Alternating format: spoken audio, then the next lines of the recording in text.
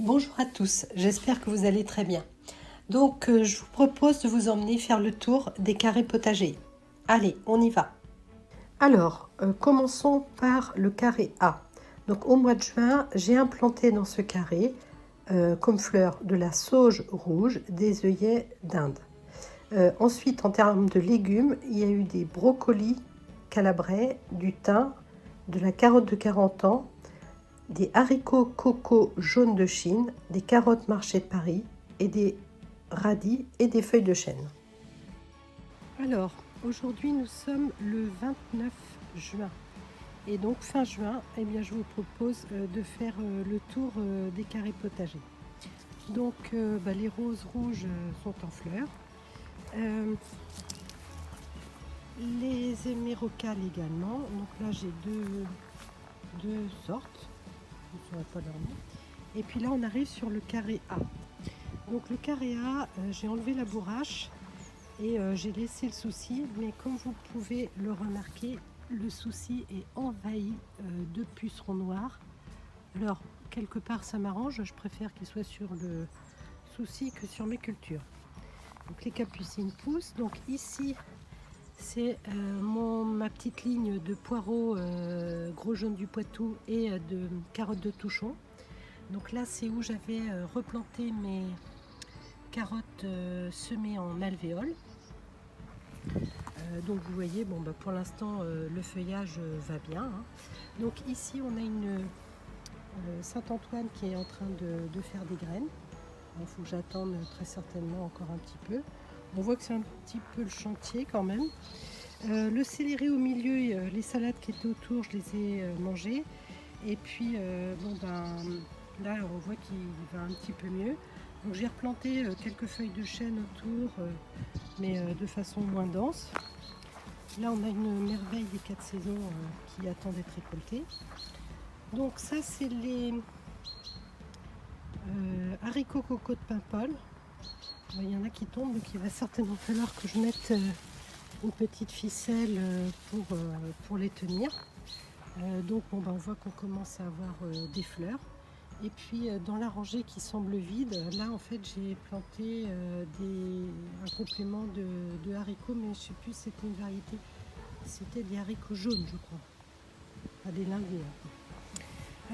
Là c'est de la salade qu'on n'a pas eu le temps de manger. Donc vous voyez, ça monte en graines. Alors celle-ci elle est pas mal, mais là j'en ai plusieurs qui montent en graines. Là-bas j'ai fait, je vais aller vous montrer, c'est récent. Donc ici j'ai fait 2 lignes de radis et 3 lignes de carottes. C'est-à-dire qu'ici il y a une ligne de carottes, là il y a des carottes et là il y a des carottes. Et donc c'est des carottes marché de Paris. Donc, et puis une capucine qui s'invite. Donc là c'est juste un petit carré de 40 par 40. Et ça c'est la feuille de chêne que j'avais semée il y a plus d'un mois. Et que là j'ai planté il y a 2 jours. Donc on voit qu'elle se porte bien. J'avais un peu peur qu'elle se fasse manger par les limaces. Mais voilà, donc là il faut que j'enlève les salades qui montent, là, ça sert à rien. Alors la tomate cerise, elle se porte bien. Et puis ici c'est les choux brocolis que j'ai mis sous voile. Mais on voit bien que ils sont un petit peu à l'étroit, donc il va vraiment falloir que j'enlève. J'hésite, j'attends un peu la dernière minute. Et puis voilà, je voulais vous montrer une tomate Alors ça c'était... c'est la fameuse tomate qui était dans la serre, la Pink Bumblebee, et que j'ai défait de la serre et que j'ai mis ici. Et je voulais vous montrer pour une tomate cerise. Elle m'a fait quand même une grosse tomate pour une tomate cerise. Je pense que c'était lié au fait que comme je l'ai déterrée et que je l'ai un peu traumatisée, elle a fait une tomate peut-être pour se sauver, on va dire, de la destruction éventuelle. Sur le carré B, beaucoup moins d'arrivants, donc juste les haricots verts Montebello, un carré supplémentaire, et des œillets. Maintenant, voyons le carré B au 29 juin. Donc toujours les soucis, les œillets. Donc là, Les courgettes donc qui sont là, donc ça. Alors celle-ci, tiens, ça y est, ça c'est la première fleur femelle ici. Bon, je ne l'ai pas pollinisée ce matin parce que je ne l'avais pas vue, puis j'avais pas le temps.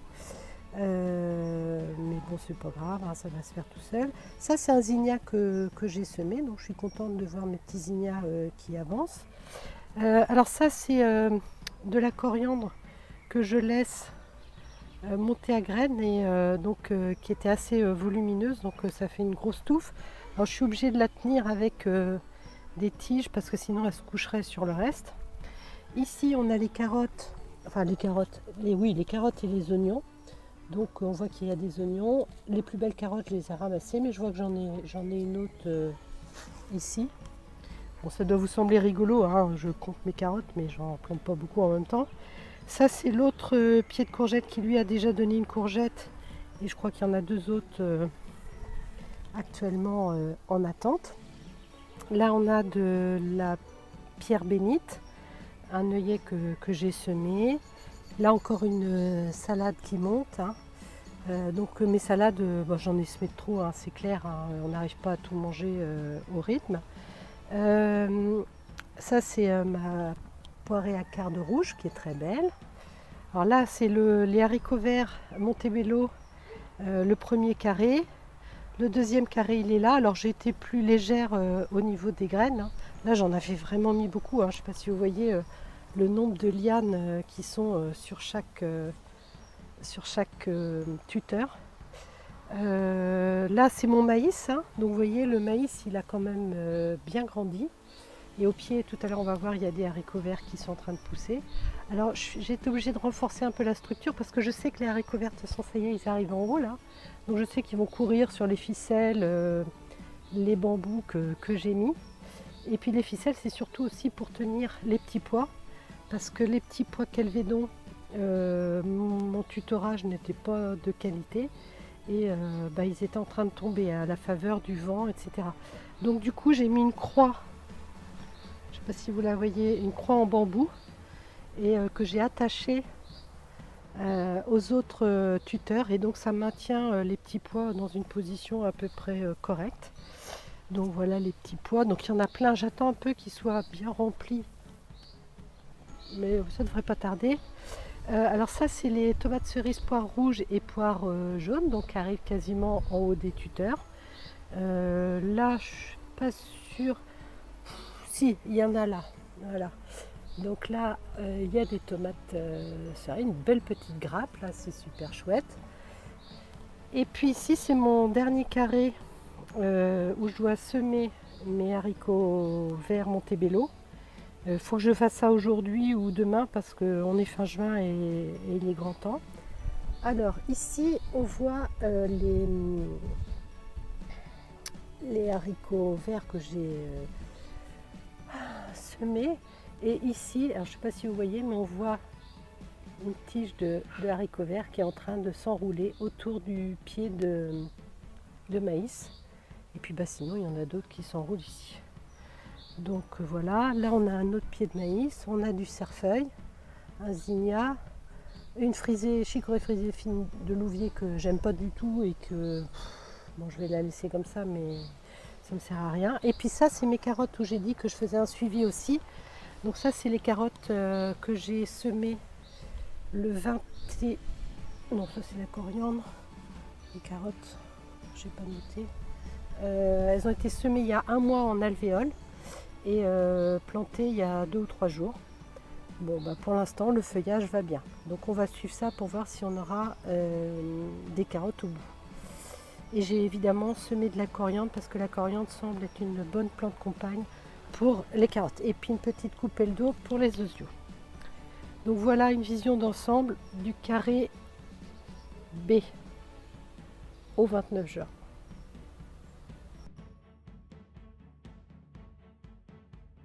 Et pour le carré bordure, j'ai implanté en juin de la feuille de chêne, du thym et des brocolis calabrais. Maintenant, on va regarder le carré qui s'appelle bordure et puis celui qui est à la suite que j'ai appelé nouvelle parcelle, mais en fait qui est dans le prolongement. Donc la bourrache que j'avais mis au pied, parce que derrière les pois mange-tout, il devrait y avoir les brocolis. J'avais mis donc la bourrache, sauf qu'elle se casse carrément la figure. Donc je sais pas ce que je vais faire. Là, mes petits pois mange-tout, il va falloir encore que je fasse quelques récoltes. Parce que là, ils commencent à grossir beaucoup. Donc là, j'avoue, je me suis un petit peu relâchée. Donc c'est pas bien. Il faut presque faire la récolte tous les 2 jours. Hein. Donc ça, je suis contente. C'est ma Cini en extérieur. Et là aussi, elle a des tomates. Et puis aussi, là, je vois aussi, je suis contente aussi, une tomate dans le sachet d'organza. Donc bon, bah, c'est bon, je pourrais avoir mes graines pareil. Le persil que j'ai élagué. Là, j'ai replanté des feuilles de chêne. Les poireaux qui vont bien. Ah, les poulettes, les nouvelles poulettes, elles sont arrivées aujourd'hui. Donc c'est la nouvelle fournée. Alors ça, c'est... Oh purée, les cornichons. Alors, là, c'est pareil, je ne les avais pas regardés. Donc bon, on voit que j'en ai. Hein. Donc je suis un petit peu encore embêtée parce que j'ai jamais fait de cornichons. Et il faut que je demande à une amie, à Laurence en l'occurrence, comment je peux m'organiser pour faire correctement. Donc là, on voit que j'ai un cornichon qui est en train de grossir. Et puis là, feuilles de chêne. Alors j'ai récolté les échalotes comme vous l'avez vu tout à l'heure. Et puis là, les betteraves, je pense qu'il va être grand temps de les récolter. Moi, j'attends encore un peu. Ma marjolaine. Oh, ça, c'est bien de faire la marjolaine. Hein. Je suis très contente. Mais là, elle est en train de venir en fleurs. Il va falloir que je la coupe. Est-ce que c'est en fleurs d'ailleurs? Je suis pas sûre. Je sais pas. La capucine ici qui était remplie de pucerons, eh ben, ils ont eu raison de la capucine. Elle a complètement crevé. Donc bon, ben, elle m'a sauvé des pucerons des autres. Une sauge, une feuille de chêne. Là, les myrtilles. Ah chouette, on a un petit rayon de soleil. Donc les myrtilles. Là, tout à l'heure, j'ai nettoyé un peu ce coin parce qu'on a mangé toutes les salades et j'ai mis des choux brocolis. Donc les 2 derniers qui me restaient. Alors là, ceux-là, ben, j'ai un peu la flemme de mettre le voile à insectes dessus. Et donc bah, je croise les doigts. Ça c'est le céleri, si vous vous souvenez, je vous avais montré ma vidéo sur les semis de céleri et la plantation. Et c'était ce qui me restait dans le pot que j'avais pas osé jeter et que j'avais pas repiqué. Et donc pof, j'ai mis le pot direct comme ça. C'était rempli de petits plants. Et puis bah, il y en a qui survivent quand même, qui passent. Là j'ai semé des haricots coco de Paimpol, je crois. Et là aussi. Bon bah là les lavataires qui sont en train d'arriver et les pots de senteur. Et puis du thym. Et là j'ai planté un thym aussi pour être à côté. Et puis des petites feuilles de chêne à côté. Donc voilà. Alors pour les tomates. Alors donc là, ça me fait rire. Je crois qu'elle est un peu à l'étroit la tomate. Je la laisse. Et puis ici encore des tomates. Donc ça c'est la Paul Robesson. Ouais, je sais pas. Moi j'ose pas trop la toucher, j'ai peur de l'abîmer. Donc voilà, ça pousse bien aussi. Ça c'est la Noire de Crimée. Alors elle a des tomates aussi, elles sont plutôt par derrière en fait. Les tomates. Si, il doit y en avoir une autre par là. Attendez, j'essaie de vous montrer. Voilà. Là, il y a une tomate. Ah, bah, le souci qui pousse bien. Donc derrière, là, il y a une lavataire. Et ça, c'est la cœur de bœuf Jérusalem. Et là, c'est pareil. Aussi, j'ai quelques tomates qui viennent. Ça va être joli, hein, Bon là, ça c'est un zinnia que j'ai acheté dans le commerce, hein, je précise. Hein, je n'ai pas réussi à faire aussi joli. Et puis ça c'est l'astupice. Donc je ne les protège pas. Hein. Maintenant je laisse la pluie tout parce que j'ai essayé avec ça de mettre un sac plastique, enfin un tissu, ouais, une toile de plastique. C'est impossible, ça tient pas, ça tape dans tous les sens, donc bah, tant pis. Et puis ici, bah, la stupisse, bah, là c'est tomate rouge. Donc j'arrose évidemment avec du purin de consoude, hein, tous les 10 jours à peu près. Là j'ai un pied de céleri qui me restait, que j'ai planté, qui va bien, une petite salade. Bon, la périlla de Corée qui se plaît beaucoup.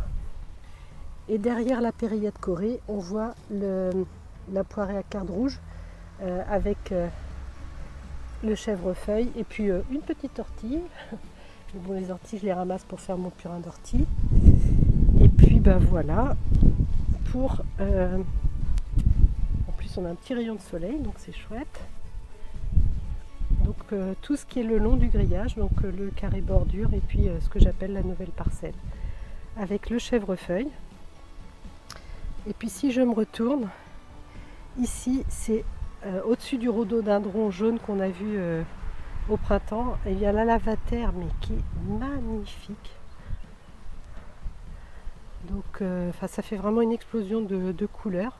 Ça met beaucoup de couleurs. Ça, c'est mes cannes à pêche des anges. Donc je ne monte pas souvent, mais en fait c'est une très belle fleur et dont je fais les graines. Voilà, là une clématite. Et puis là, bah, voilà, la clématite accrochée jusqu'à la gouttière. Alors le problème, c'est que quand il y a du vent, vous voyez, elle bouge beaucoup. Et donc là, j'ai été obligée un petit peu de l'attacher avec du fil de fer pour pas qu'elle s'arrache. Normalement, elle est pas mal arrimée, hein. Et puis là, ça, c'était un carré où il y a quelques années, il y avait des iris. Donc j'ai enlevé les iris. Et là, j'ai une tomate cerise que Laurence m'a donnée. Tomate cerise noire. Et oui, ça y est, elle a des tomates. Donc ça y est, c'est parti. Et puis la bourrache qui là a l'air de très bien se plaire, mieux que là-bas. Et puis des dahlias, la hosta qui est venue en fleurs et puis au niveau du feuillage qui fane. Et puis mes cannes à pêche des anges qui pendent comme des cannes à pêche. Bon, c'est un peu fouillé, hein, c'est pas très...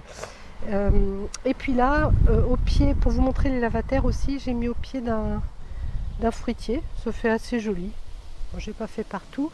Et puis là-bas, je vais vous montrer... ah oui, ici, ça c'est très certainement un potiron, hein. Donc celui qui est arrivé sans que j'ai demandé quoi que ce soit, parce que c'était du compost. Ça, c'est ce que j'ai semé. Donc on voit... alors, il doit y avoir peut-être 2 mois d'écart, hein, entre les deux, hein. Donc celui-là se développe très bien. Et puis ici, c'est une Paul Robesson. Une Paul Robesson, alors qui elle n'était pas entourée d'autant de fleurs que les autres et qui malgré tout s'est fait un petit peu attaquer, enfin pas beaucoup, hein, mais il y a quelques petits pucerons dessus. Donc là, j'ai replanté des œillets autour en espérant. Et puis moi, les capucines vont peut-être jouer leur rôle, mais sur celle-ci, voilà, qui est en extérieur, et j'ai une tomate. J'en ai deux, j'en ai une autre derrière. Alors j'aurai peut-être beaucoup moins de tomates, mais ça va me donner quelques tomates aussi. Et puis bon, le persil, là, je vois qu'il va monter en graines. Le chou qui n'a pas été protégé et qui a survécu aux altises. Du romarin. Et puis ici, mes 3 potirons qui ont remplacé les pommes de terre. Donc voilà, je vous montre. Bon, alors les poiriers, je suis un peu déçue parce qu'on a un génévrier à côté. Et donc ça, là j'ai enlevé toutes les feuilles jaunes, mais vous voyez, j'ai eu ça. J'ai ça sur toutes mes feuilles de poirier. Donc on verra bien. Et puis mes petits pommiers, si on va dire, il y a des pommes quand même. Bon, ils sont pas super. Mais bon, c'est la première année, hein. Et puis ça, c'était l'autre poirier, mais je lui ai zigouillé toutes les feuilles malades. Voilà, je vous remercie de votre patience et d'avoir suivi cette visite avec moi. Alors, le mois de juin, c'est surtout le mois des récoltes. Et donc, il faut récolter tous les jours. Mais du coup, on s'est régalé avec les petits pois, les pommes de terre nouvelles, les haricots verts, les betteraves, les cardes rouges, les petites carottes.